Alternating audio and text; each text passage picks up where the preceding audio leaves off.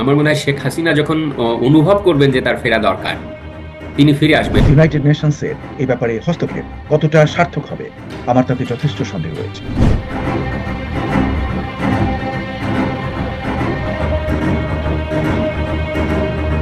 প্রধান উপদেষ্টার আমন্ত্রণে 4 দিনের সফরে বাংলাদেশে আছেন জাতিসংঘের মহাসচিব আন্তোনিও গুতেরেস। তার এই সফরকে কেন্দ্র করে শুরু হয়েছে নানা ধরনের আলোচনা। ফেক আইডির খেলা, মানে কেউ না কেউ ইউএস থেকে আপনার ডোনাল্ড ট্রাম্পের নামে অথবা পৃথিবীর যে কোনো প্রান্ত থেকে, এবং আমিও তো একটা যে কোনো আইডি দিয়ে নাম লিখতে পারি, আবার ব্লু ভেরিফাইড আগে ছিল। আসসালামু আলাইকুম, যে যেখান থেকে দেখছেন আশা করছি ভালো আছেন। প্রিয় দর্শক শ্রোতা, ভিডিওর ইন্ট্রো দেখে বুঝে গেছেন যে ভিডিওটা কতটা গুরুত্বপূর্ণ হতে চলেছে।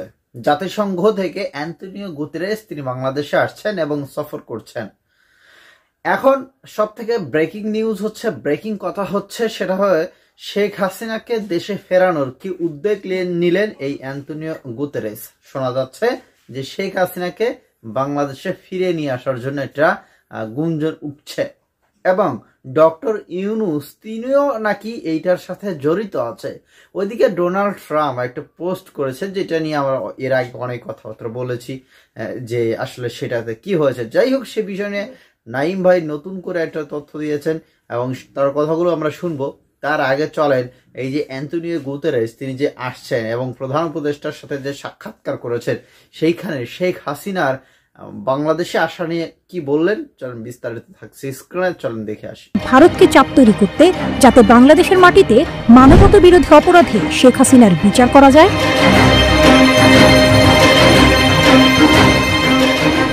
জাতিসংঘ মানবাধিকার দপ্তরের ফ্যাক্ট ফাইন্ডিং মিশন তাদের প্রতিবেদনে জুলাই আগস্ট গণ অভ্যুত্থানে প্রায় 1400 মানুষ মারা যাওয়ার তথ্য দিয়েছে।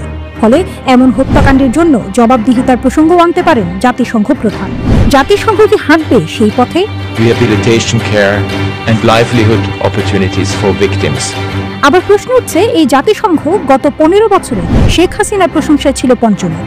তারাও কি হাসিনার অবৈধ শাসনের অংশীদার নয়?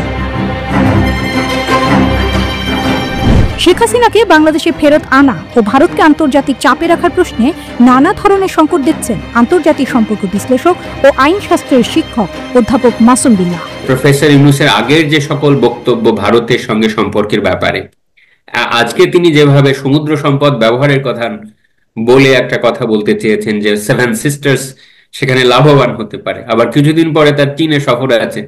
সো জিওপলিটিক্যালি এখনো আমার কাছে মনে হচ্ছে যে he is still swimming in the gray area of international relation.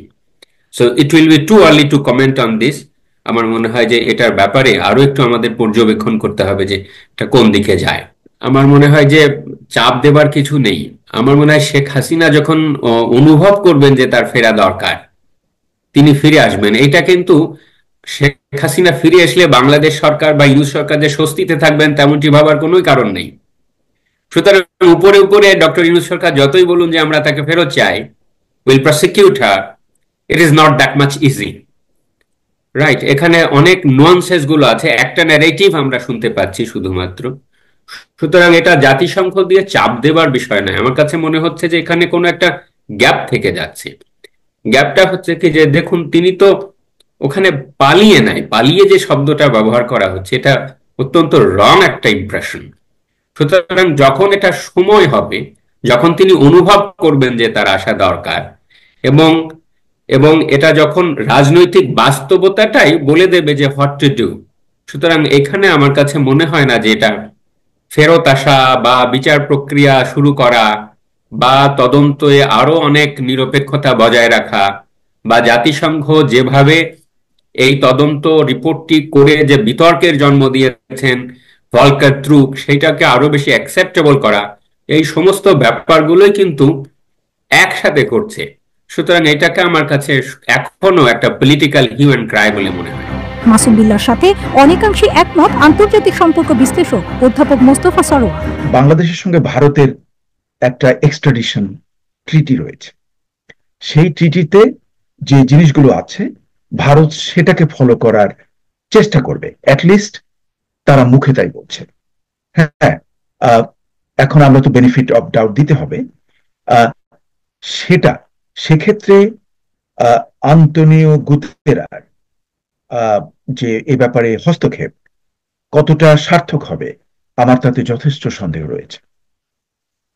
কারণ এটা সোভরেন, দুটো সোভরেন কান্ট্রি, বাংলাদেশ এবং ভারত, এটা তাদের ভেতরের একটা ব্যাপার। এখানে ইউনাইটেড নেশনসের ভূমিকাটা কিন্তু অতটা মুখ্য নয়। হাসিনার বিচার ও ভারতের ওপর চাপ নিয়ে আন্তর্জাতিক সম্পর্ক বিশ্লেষকরা এখনই কোনো আলো দেখাতে না পারলেও অনেকে বলছেন ইতিহাসে কিন্তু এমন বিচারের নজির আছে, বিশেষ করে দ্বিতীয় বিশ্বযুদ্ধ পরবর্তী।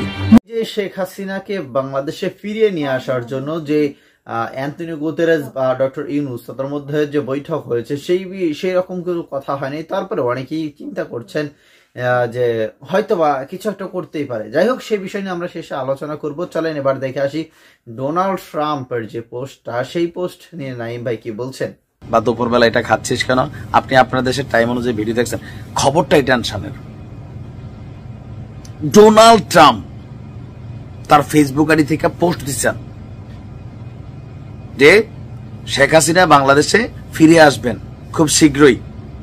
তিনি শেখ হাসিনাকে বাংলাদেশে মানে ফিরিয়ে নিয়ে আসবেন। আমি যদি একটু আপনাদেরকে দেখি না, মানে ট্রাম্পের পোস্টটা যেরকম আমরা দেখছি, আগে এখানে খেলা আছে, দৌড় দিয়েন না,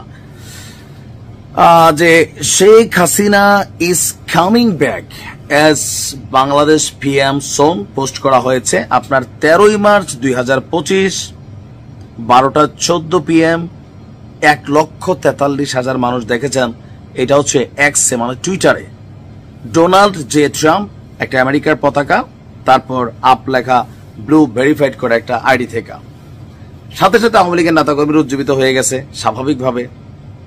আবার আমাদের গণমাধ্যমে লিখছেন শেখ হাসিনার দেশে ফিরে আসা নিয়ে ট্রাম্পের পোস্ট, যা জানা গেল আমরাও এই ক্যাপশনে দিছি, আপনিও আগ্রহী, কেউ টেনশনে দেখতেছেন, কেউ খুশিতে দেখতেছেন। আসলে বিষয়টা কি দেখেন, মানে বাংলাদেশের মানুষ আমরা বড় ব্লুটুথ। ডোনাল্ড ট্রাম্প এই মুহূর্তে শেখ হাসিনার ইস্যুতে কোন রকম ভূমিকা যাবেন না, এটা মাথায় রাখেন।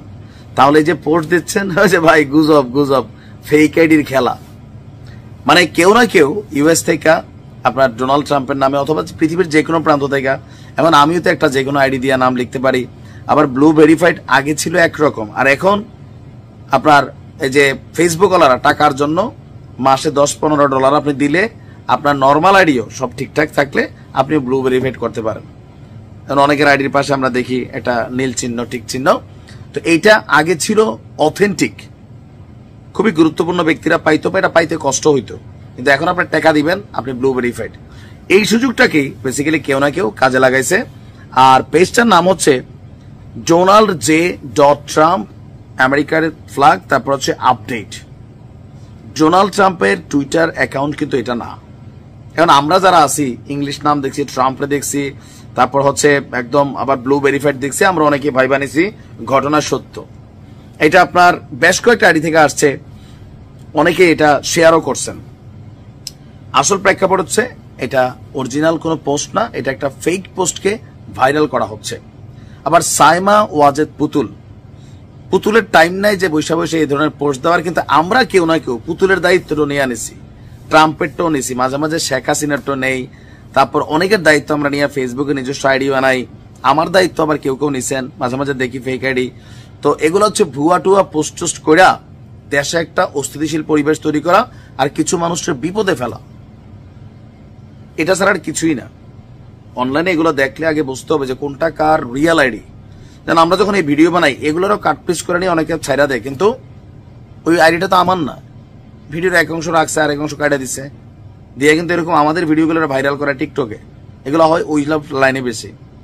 ডোনাল্ড ট্রাম্পের এই পোস্টটা ফ্যাক্ট চেক থেকে দেখা গেছে এটা তার অরিজিনাল আইডি না, সুতরাং এটা কোনো না কোনো বাংলাদেশি হতে পারে, আওয়ামী লীগ অথবা বিএনপি অথবা জামাত এগুলো করতে পারে। কারণ এখন এমন না যে আওয়ামী লীগের পোস্ট খেলে আওয়ামী লীগে দেয়, বিএনপি জামাত দেয়, বিএনপি জামাতের নামেও বাঁশের কেল্লার বদলে ফাঁসের কেল্লা বানাই আওয়ামী লীগও খেলে। এই খেলাধুলা এখন সবাই করে, সো খুশি হওয়ার কিছু নাই, এটা নিশ্চিত থাকেন। আপাতত ডক্টর ইউনূস তিনি কিন্তু এখন সফরকারী, তিনি কিন্তু বাংলাদেশের প্রধানমন্ত্রী হয়ে থাকবেন না, বাংলাদেশের ক্ষমতা তিনি নিয়ে থাকবেন না, তাকে কিন্তু এই দেশ ছেড়ে যেতে হবে, এইখানে তিনি থাকবেন না। আছেন উনি মাত্র কয়েকদিনের জন্য। এখন তিনি যদি শেখ হাসিনার বিচার করতে যান তিনি কিন্তু একটা মাইন্ড চেপে পড়ে যাবেন। কারণ এই যে ক্ষমতার রদ বদল, সেইটার ক্ষমতার রদ বদল এখন যদি শেখ হাসিনাকে তিনি বিচারে নিয়ে আসেন এবং কঠিন থেকে কঠিনতম বিচার করেন, এরপরে যদি কোনোভাবে আওয়ামী লীগ ক্ষমতাতে আসে, ডক্টর ইউনূসকে ঠিক মতো রাখবে? ইউনূস কি হবে, কোথায় যাবে বুঝতেই পারছেন তো। তো যাই হোক, এতে করে মনে হচ্ছে যে ডক্টর ইউনূস শেখ হাসিনাকে নিয়ে এসে কঠিন থেকে কঠিনতম বিচার হয়তো বা করবে না, এবং সেটা এখন তিনি চাচ্ছেন যে সমঝোতার মধ্যে দিয়ে এটা নির্বাচন দিয়ে তিনি এখান থেকে সুস্থভাবে বেরিয়ে যাবেন। এটাই যতটুকু আমার কাছে মনে হচ্ছে। আপনার কাছে কি মনে হচ্ছে সেটা অবশ্যই কমেন্টে লিখবেন।